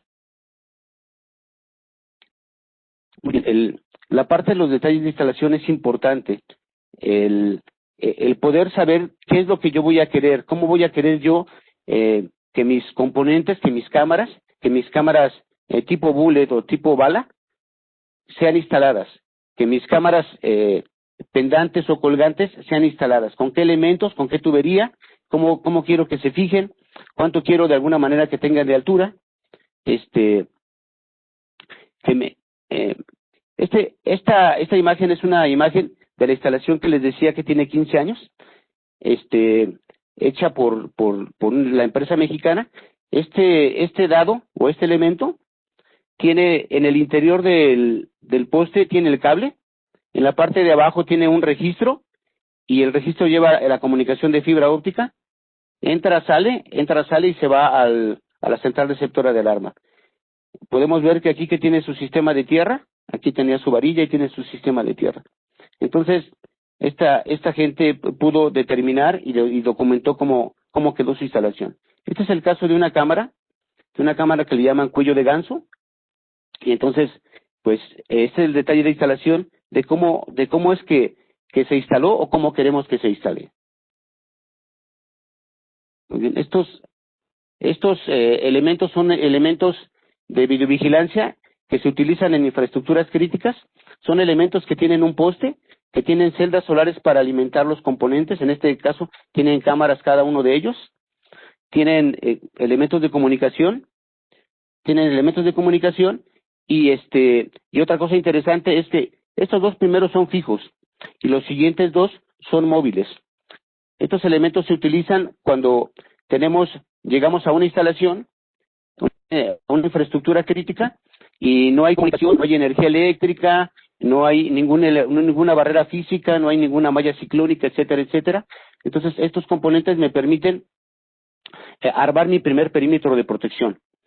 Cuando en la obra se logra tener ya los muros o las mallas ciclónicas, las casetas de seguridad y demás, estos componentes se van hacia un círculo interno para cubrir alguna otra necesidad. Es decir, que estos componentes no se desechan, se reutilizan hasta el final. Y ya cuando se termina la obra, pues seguramente habrá otra infraestructura crítica que tenga que o pueda utilizar estos componentes. Estos son ejemplos de estos primeros dos elementos, son dados, aquí llevamos la tubería de comunicación, y sobre estos postes llevamos las cámaras, llevamos los elementos de comunicación, y sobre sobre este tubo llevamos la parte de energía. Estos son ejemplos de las imágenes que vimos anteriormente en AutoCAD. Estos son elementos de cámaras que se han instalado en infraestructuras críticas. En la parte del mar, en una central de ciclo combinado, y algunos otros elementos. Esta es una armadura automotriz. Y todos los componentes en estos casos llevan su fotocelda y llevan sus cámaras de circuito cerrado de televisión. Muy bien, me he ido un poco rápido para llegar a esta parte que me parece más interesante y que puede ser más aprovechable. Bueno, las cámaras de circuito cerrado de televisión hace 30 años eran cámaras de circuito cerrado de televisión muy grandes, muy voluminosas, y llevaban elementos que recogían las imágenes y se llamaban vidicón, tricón, que eran tubos de vidrio. Al ser tan grandes, las cámaras tendrían que ser grandes también. Estos primeros sistemas de videovigilancia eran sistemas que no contaban con las facilidades que tenemos ahora. Hoy tenemos lentes que son varifocales, que son lentes de alguna manera de gran alcance. Las cámaras tienen compensación de luz, tienen autoiris, tienen inclusive cámaras que ya tienen infrarrojo. Entonces, estas primeras cámaras no llevaban esos componentes. Hay una empresa al día de hoy que ya existía hace 30 años, que era Sony. El ingeniero Jaime Oliva era un experto en identificar las necesidades bancarias, en poder acoplar una cámara y poder diseñar, Jaime Oliva padre, y poder diseñar el lente que correspondía para hacer la cobertura exacta e idónea bancaria o de infraestructura crítica. Y bueno, muchísimas gracias por los ingenieros Jaime Oliva, porque ellos no se quedaron con sus conocimientos, sino que en su momento los compartieron con la gente del medio, de la seguridad, que ya estábamos inmersos en este medio. Bueno, el día de hoy, en vez de tener este vidicón o ultricón, tenemos elementos SD minúsculos que me permiten con gran calidad captar las imágenes y pasarlas a un microprocesador. Estos componentes son tan pequeños que inclusive las cámaras de los teléfonos celulares llegan a tener varios de estos SDs, que serían el número de cámaras que tiene el teléfono celular. Hoy los analíticos de video en las infraestructuras críticas me permiten hacer una protección como un traje a la medida. Uno de los analíticos más interesantes, y inclusive no los traen una marca o dos marcas, sino lo traen la mayoría de las marcas del medio de la seguridad, es el cruce de líneas. El cruce de líneas se basa principalmente en que tú pones de alguna forma, dependiendo de la zona a proteger, tú pones una línea, en este caso son 3 líneas, perdón, y entonces en el momento que la línea se llega a cruzar, en ese momento le va a saltar una alarma en el sistema a la gente que está monitoreando el sistema. La parte de detección de intrusos es, tú pones una área a proteger, esta podría ser abajo, podría ser arriba. Si pones un área a proteger, y en el momento que detecte a la presencia de alguna persona aquí, nos va a saltar la alarma. Las cámaras hoy por hoy nos permiten detectar cuando están siendo saboteadas, cuando la gente llega y les pone aerosol o las tapa, eso la cámara lo interpreta como un sabotaje y manda la alarma.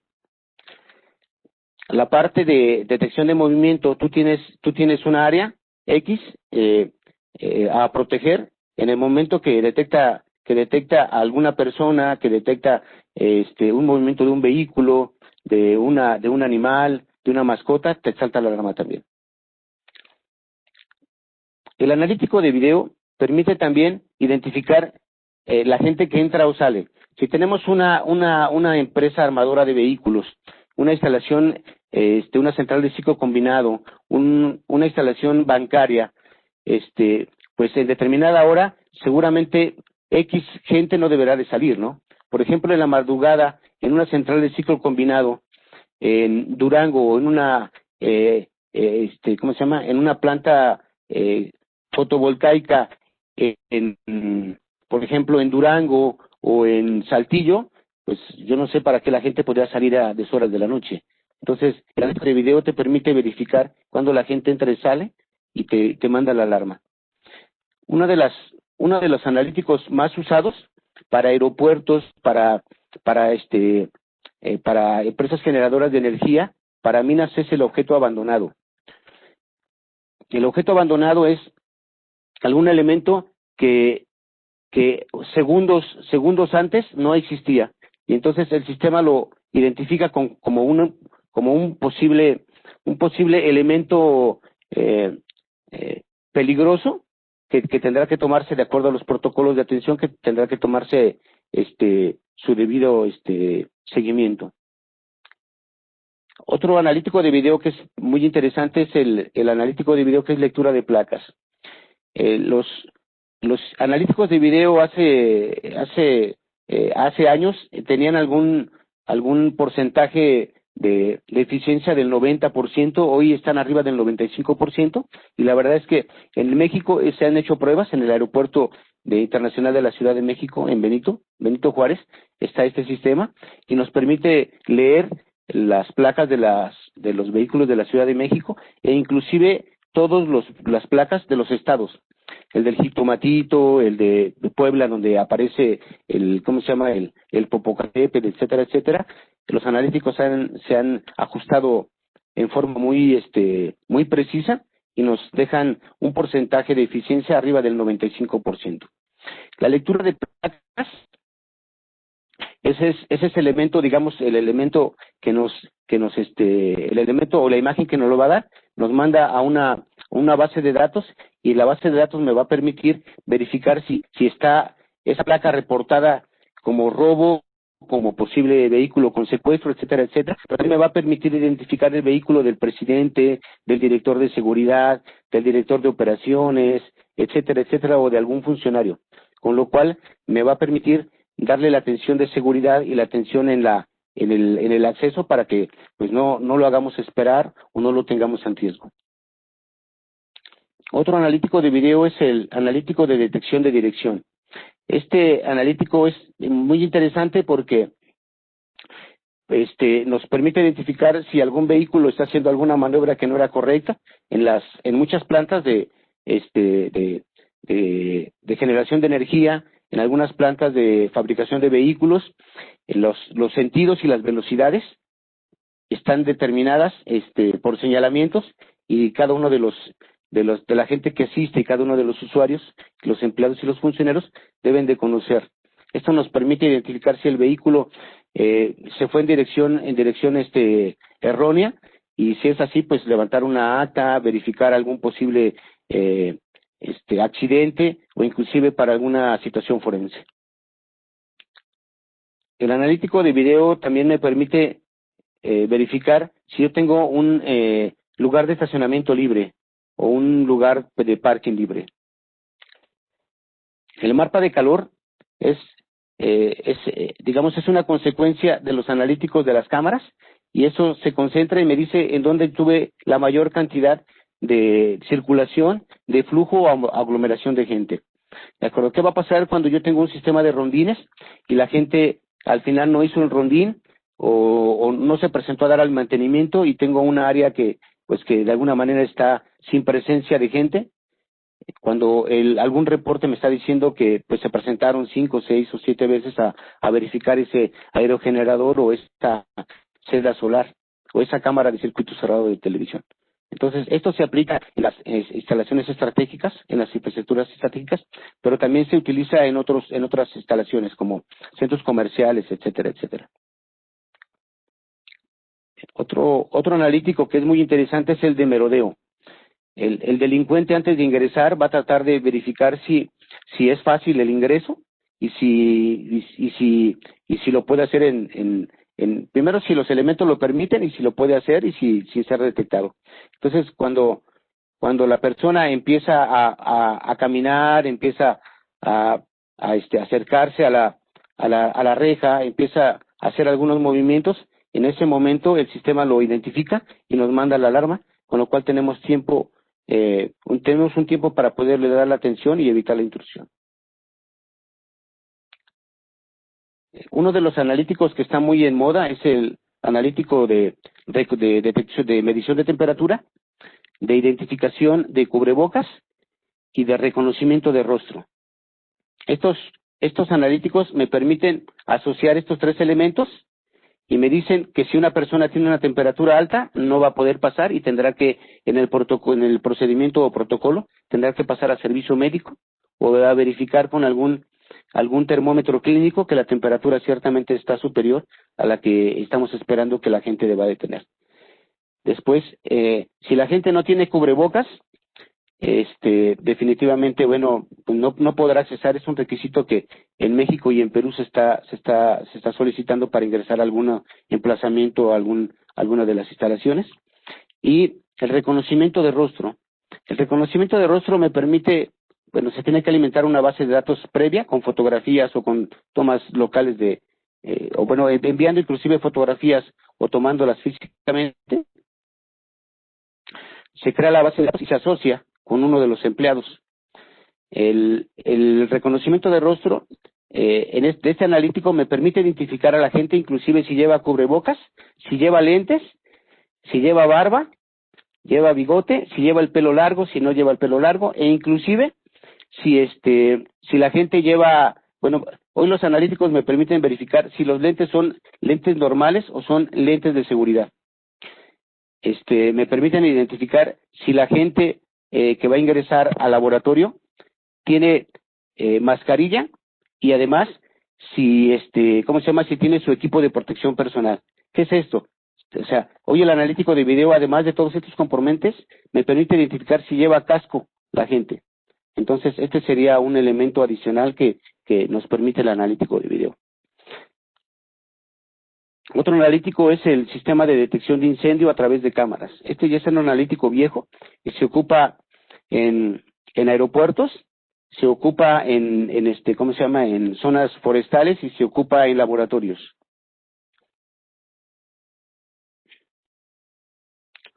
Otro analítico también es el de detección de filas y multitudes. Por el COVID necesitamos que la gente no haga filas y no haga multitudes sin la sana distancia. Entonces esto pues sería una llamada de atención y saltaría la alarma en la central receptora de alarma. Bien, el otro analítico que es muy interesante es el optimizador de niebla o el optimizador de lluvia. Normalmente las cámaras de una generación anterior, la imagen se veía de esta manera. Hoy por hoy me permiten las cámaras de esta generación, me permiten optimizar la imagen, y si tengo niebla me la aclaran, y si tengo lluvia también me la aclaran. E inclusive hay un analítico de video, los postes que están muy altos y que arriba tienen cámaras de circuito cerrado de televisión, estas imágenes estarían oscilando, poquito, pero estarían oscilando. Entonces, el analítico de video o la optimización de las cámaras me permiten, aun cuando la cámara físicamente esté oscilando, me permiten tener una imagen fija. Otro analítico de video interesante es el de conteo de personas. El conteo de personas se está usando mucho por la afluencia o el aforo que debe de tener un inmueble, que debe tener un centro comercial, que debe tener una infraestructura crítica, una central de generación de energía, un laboratorio. Entonces, el conteo de personas, se pone una cámara de circuito cerrado de televisión con analítico, y entonces me va a estar contando en tiempo real cuánta gente entra y cuánta gente sale. Este analítico está bien interesante porque lo que hace primero es toma la imagen y entonces la compara con su inteligencia artificial de que ciertamente es una persona. Si yo, por ejemplo, pasara una silla o pasara un maniquí, no me lo va a tomar como una persona. Este analítico de video de distanciamiento social es bien interesante. Yo puedo programar la distancia que debe de tener cada una de las gentes entre sin tener que tener estos elementos en el piso. Y entonces, en el momento que la gente se acerca, en ese momento, me manda una señal y me dice que esta distancia está siendo menor, y me manda un alertamiento. Otra cosa interesante es que el analítico de video también me puede decir cuánta gente estuvo aquí y por cuánto tiempo.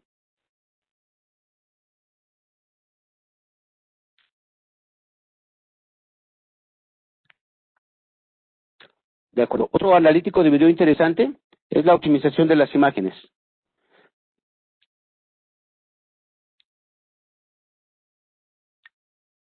Una imagen con una tecnología anterior nos daba una imagen así. Hoy por hoy nos optimiza los contrastes, la iluminación, los oscuros, los claros, y me permite tener una imagen de esta manera. Lo mismo de esta forma, cuando la cámara se desenfoca, me permite optimizarla y me permite mandar una imagen más clara y nítida. En caso contrario, lo que va a hacer la cámara, me va a mandar una señal a la central receptora de alarma diciendo que necesita mantenimiento esa cámara. Este analítico de video lo tienen las cámaras de la Ciudad de México, y son cámaras que tienen un micrófono y que me permiten identificar cuando un arma es disparada, cuando tengo una explosión, cuando tengo una ruptura de cristal o cuando tengo un grito de alguna persona.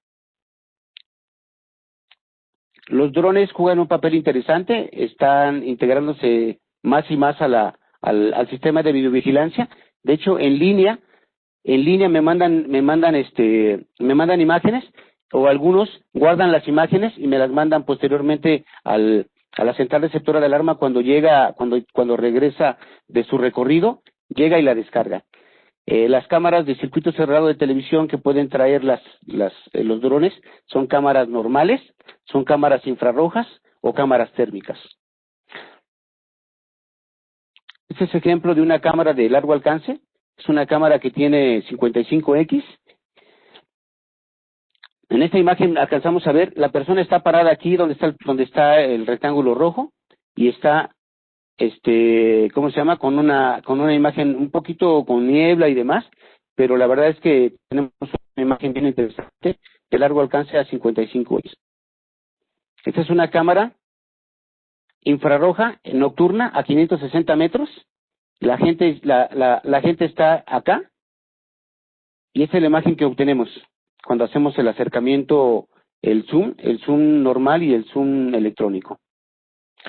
Esta es una imagen nocturna de una infrarroja. Esta es una cámara térmica, también nocturna. Esta es una en el mar, y esta es una cámara térmica industrial. La diferencia entre una cámara infrarroja y una cámara térmica es lo siguiente. Una cámara infrarroja, cuando yo tengo niebla, cuando yo tengo maleza, no me va a tomar la imagen. Cuando yo tengo maleza y tengo niebla, la cámara térmica me va a sacar la imagen. Esta es una cámara industrial que me permite verificar, pues, ¿cómo se llama? Que los componentes están, bueno, ahí la temperatura de los componentes. En el mar es interesante las aplicaciones que tenemos de cámara térmica, porque a una gran distancia podemos verificar que se acercan embarcaciones, que se acerca gente, las embarcaciones generan energía, o sea, que generan calor, las gentes también generan calor, y entonces en la parte de detección de drogas, de posibles intrusiones a generaciones o infraestructuras críticas, de generación de energía, ¿cómo se llama?, de petroleras, gas y petróleo, nos permiten identificar que la gente se está acercando y evitar una posible intrusión. Hoy la tecnología me permite, en un solo elemento, en una sola cámara, me permite integrar hasta 5 cámaras. Son 4 camaritas que se encuentran en estos lugares. Es 1, 2, 3 y la otra está del lado posterior. Y una cámara adicional que es esta. Entonces estas cámaras me van a permitir tener una imagen así. Y esta cámara me va a permitir poder hacer la verificación. Es decir, yo no pierdo en ningún momento ningún movimiento, ninguna situación. Las cámaras anteriores, las cámaras PTZ, que se ponen en los cruceros o en los cruces de calles, me permitían o veo a un lado de la calle o veo a la otra, o veo a cualquiera de las dos partes del crucero. Pero estas cámaras me permiten, se están usando mucho en esos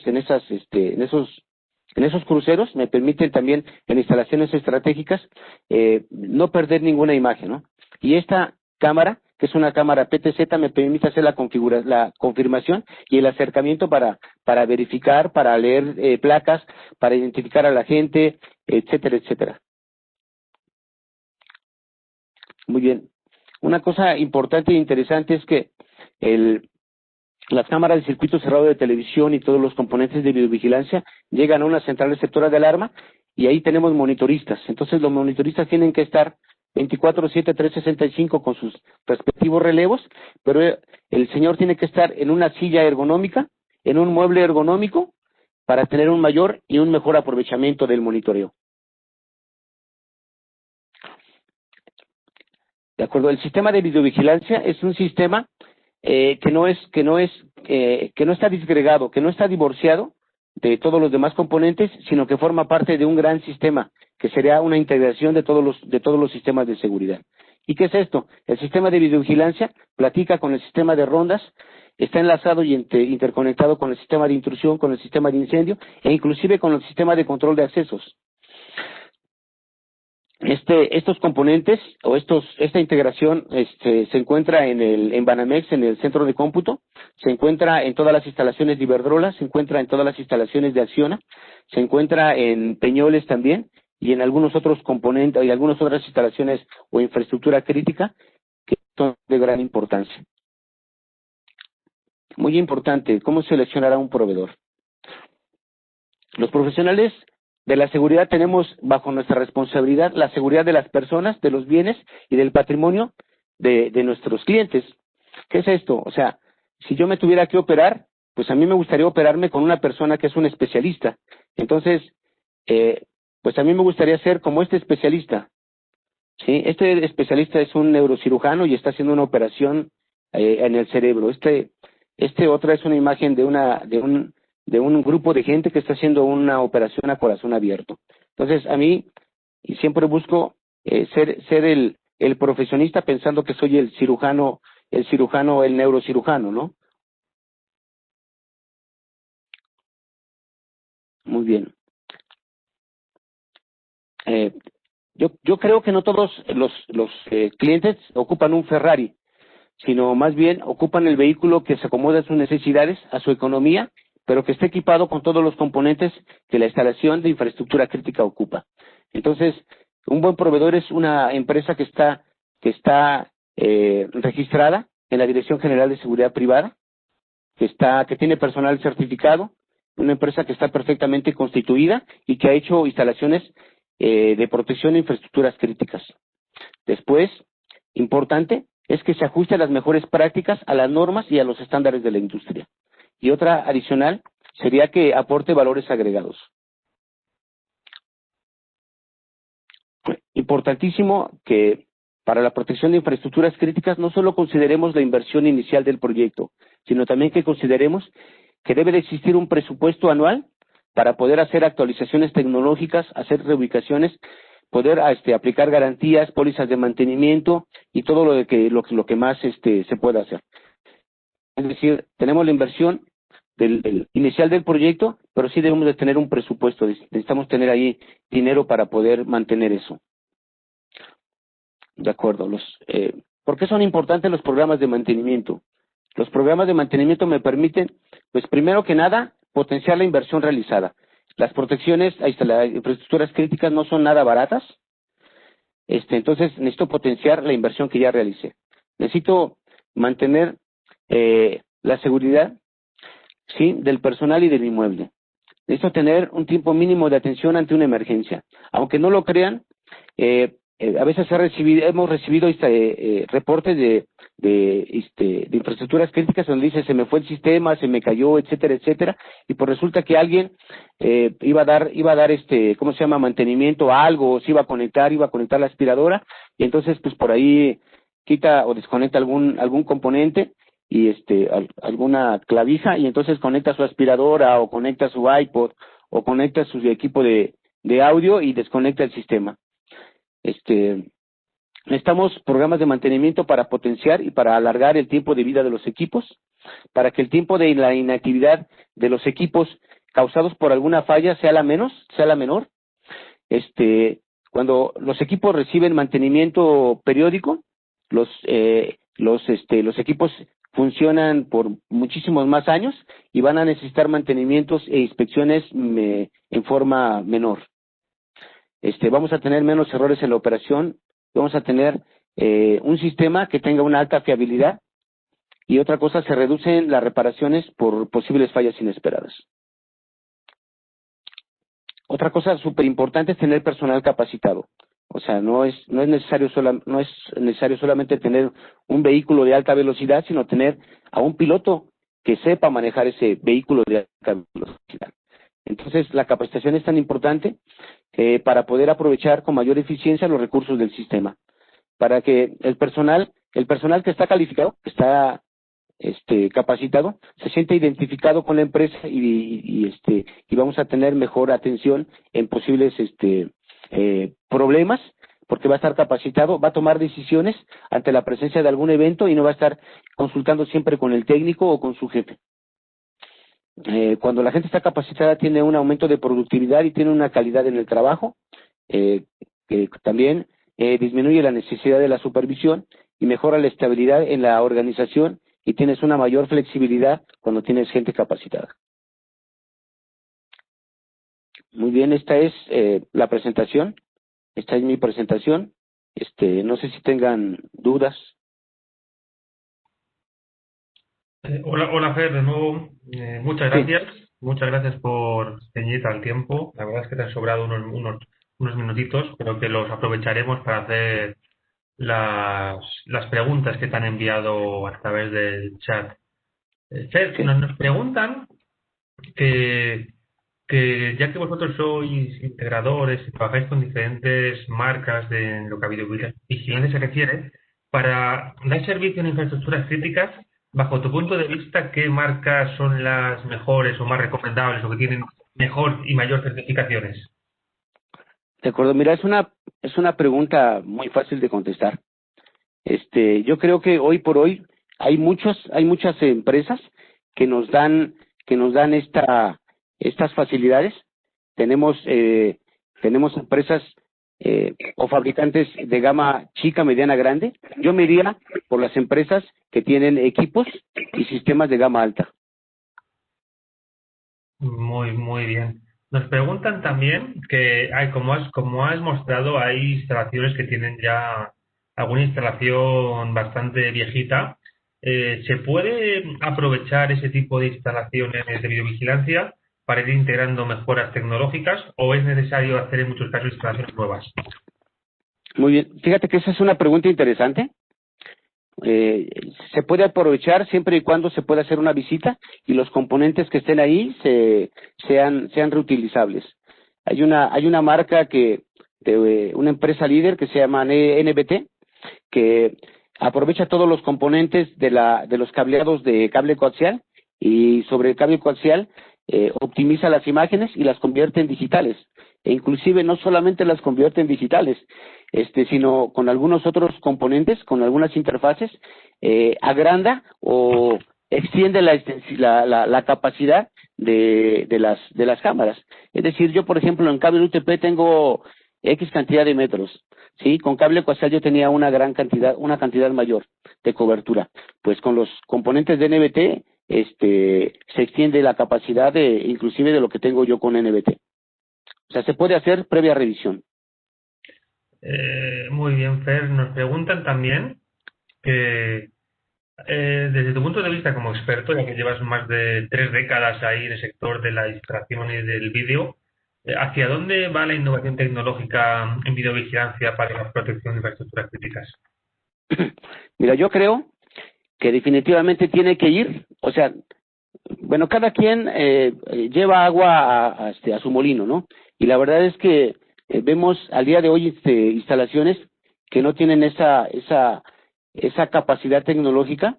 Sin embargo, creo que deben de ir, o sea, deben de ir hacia donde te digo que va Iberdrola, donde va Peñoles, a donde va Pemex, a donde está Banamex. Banamex hace 15 años tiene un sistema integrado, tiene la combinación de elementos físicos, barreras, con circuito cerrado de televisión, con control de acceso integrado, con alarmas. De hecho, hay una empresa líder que es STEC, y en su momento, hace 30 años, diseñó un sistema integral para Banamex, que era el famoso SIS. Yo creo que deberemos ir hacia allá, y no podemos quedarnos a la vanguardia. Creo que las infraestructuras críticas tienen que apuntar hacia allá. Nos preguntan también, Fer, ¿cómo se adaptan los sistemas de seguridad cuando las construcciones no son desarrolladas en los métodos de construcción seguras? A ver, ¿me repites, de favor, Javier? ¿Cómo se adaptan los sistemas de seguridad cuando las construcciones de infraestructuras críticas, claro, no son desarrolladas en los métodos de construcción seguras? De acuerdo. Mira, pues es una buena pregunta. Regularmente creo que es el caso de todas las infraestructuras críticas. O sea, el ideal, nosotros tenemos una instalación crítica, por ejemplo, Distrito C, y ves una instalación, en tu caso, ¿no? Que está ahí en España, ves una instalación plana, ves una instalación hermosa, desde la parte de arriba inclusive ves fotoceldas, alimenta parte de la energía la tienen por fotoceldas, tienen centros comerciales, una estación del metro, etcétera, etcétera. Ese es el ideal. Sin embargo, la realidad es completamente diferente. Por ejemplo, en Perú hay una instalación que es un parque de aerogeneradores en medio de la nada, en el desierto de Guaira, en donde a un costado hay una montaña en donde hay llamas. Las llamas son una especie en peligro de extinción, están protegidas. Y las llamas llegan al parque pues como si nada, ¿no? Porque para ellos es su entorno. Pero el parque está en la nada, En la nada, entonces, pues yo creo que lo que tenemos que hacer es identificar y meterle las medidas de protección que correspondan, ¿no? Y ya para finalizar, nos preguntan que si en México existen algún tipo de instalaciones protegidas con las bases que has indicado tú, tipo Distrito C Telefónica, que tú dices que son tan bonitas y tan elegantes. Hermosas. Si en México existe alguna así, bueno. Sí, de hecho sí. Te comentaba, Banco de México, el centro de cómputo desde hace muchos años está integrado. La gente de Iberdrola en México, todas sus instalaciones están así. Acciona tiene sus instalaciones montadas de esa forma. Peñoles tiene las instalaciones así. Y en Perú, la idea es que también podamos llevar esa tecnología hacia Perú y hacia Colombia y hacia todos los demás países, ¿no? Sí existen, Javier. Muy bien, Fred. Y acaba de llegar una más al chat, que ya que tenemos un par de minutitos te la voy a preguntar. Hablando de infraestructuras críticas en zonas remotas como montañas, desiertos, valles o inclusive las instalaciones offshore, que son lejanos en los entornos urbanos y muchas veces carecen de conectividad, ¿cómo enfrentar eficazmente los desafíos para la transmisión en tiempo real de imágenes a los centros de comando y control que generalmente están en la Ciudad de México? Que es muchos kilómetros, claro. ¿Cómo se hace? Eso es muy fácil. Lo que hacemos es le tocamos la puerta telefónica, le tocamos la puerta a Telcel y demás, y le decimos, oye, yo quiero una comunicación aquí. Hay una instalación de gas natural Fenosa Hermosa en Tuxpan, está a 50 kilómetros de Tuxpan y está a 50 kilómetros de Poza Rica, está en la nada, en la selva, es hermoso, está a unos, es una central de ciclo combinado que toma el agua del mar para el proceso, entonces está en la nada, está en la selva. Entonces lo que hizo esta empresa de comunicaciones nos puso una conexión satelital. O sea, la gente de gas natural Fenosa genera energía, entonces no se preocupa, le da la energía, y la gente de la empresa de comunicación le da la comunicación, y le da lo que ella quiera, le da un E1, le da 10 megas, 50 megas, lo que necesite. Pues genial, yo creo que ya hemos repasado todas las preguntas del chat. Fer, te vuelvo a agradecer pues que nos hayas apoyado en esta plática, a INB y a Aitor también por su apoyo. Muchas gracias por ceñirte al tiempo y yo voy a volver a dar la palabra a José Luis. Hemos cumplido el tiempo que nos estipulaste, así que espero que estéis contentos. Y de nuevo a la MES, muchas gracias por haber confiado en Seguro Latam pues, como medio difusor, medio de apoyo y a mí personalmente para estar guiando en el día de hoy las pláticas. José Luis, cuando quieras. Javier, muchas gracias. Fernando, muchas gracias y muchas felicidades por tu exposición. Sin duda, has dado consejos muy útiles, has mostrado ejemplos que yo creo que son los desafíos y las realidades de las infraestructuras en México. Sin duda, y como lo hemos venido platicando, todas estas instalaciones y todas estas infraestructuras críticas y estratégicas tienen que evolucionar, tienen que tomar mayores niveles de tecnificación para subir los niveles de seguridad. Te agradezco mucho y te felicito por tu exposición. También aprovecho para felicitar a René Rivera por su también espléndida participación y compartirnos sus conocimientos sobre el blindaje. Agradezco también a los organismos de apoyo y sobre todo a todas las personas que hoy nos volvieron a acompañar. Javier, muchas gracias también a ti por acompañarnos, aunque es noche ya tarde en Madrid, pero muchas gracias por estar con nosotros. Quiero recordarles al auditorio que mañana tenemos un programa muy, muy interesante para darle continuidad a este ciclo de conferencias, donde iniciaremos para darle seguimiento a la parte de videovigilancia y la parte de detección temprana, que son medios tecnológicos para la protección de infraestructuras. Nos platicará el maestro Hugo de la Cuadra, director del C5 del Estado de México, cuáles son o cómo debe de operar o cuáles son las mejores prácticas y algunos otros experiencias sobre la temática de comando y control. También estará mañana Marcos Ocio para platicarnos de otro componente fundamental de una estrategia de protección física, que es el capital humano. Definitivamente la seguridad no se puede entender si no hay guardias y